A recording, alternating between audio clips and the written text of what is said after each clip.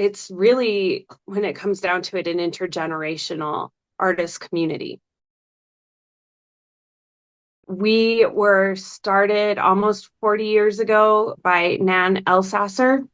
She started this project out of an experience that she had in the mid 1980s going to blue fields in Nicaragua during the civil wars and coming back and presenting to, I believe, Albuquerque high students.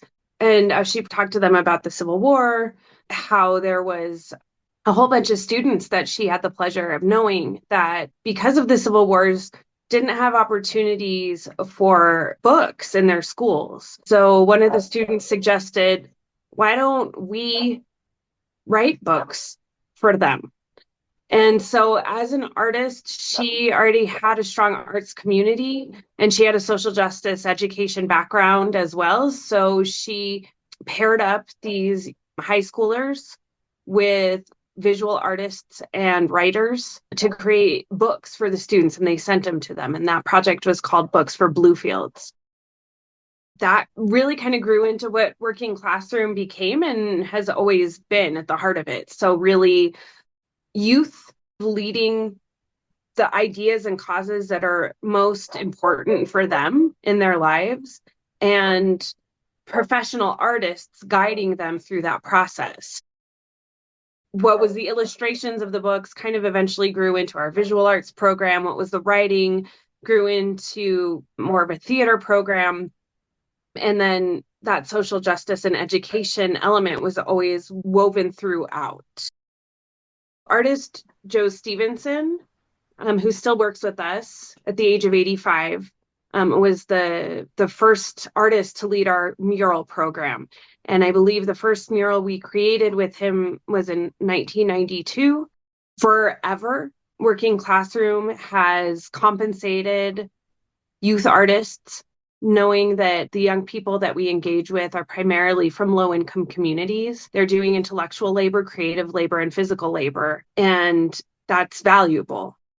In recent years, we've also brought in a media arts program. So we've done a number of projects, including documentary films, animation, graphic arts, photography, film history, etc. When it comes to programs, I think the most exciting is the Youth Arts Leadership Program.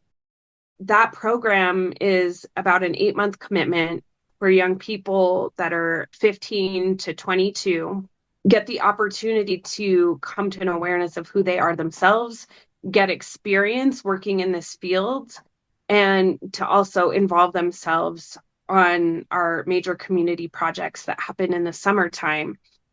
I think something that is really important in this moment is our ability to create and our ability to vision.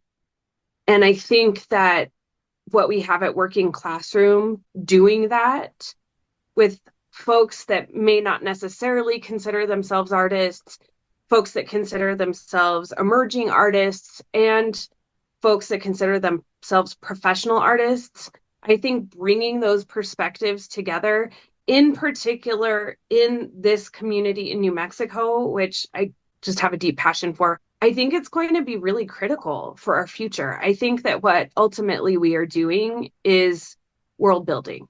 I really do. And I think it is what is needed at this moment in time where there's so much uncertainty and it feels like so much is disintegrating, but we are part of that next iteration of whatever this world is going to be. And if it's the folks that are involved with us, I think it's going to be something really beautiful, something really inclusive, and something really amazing.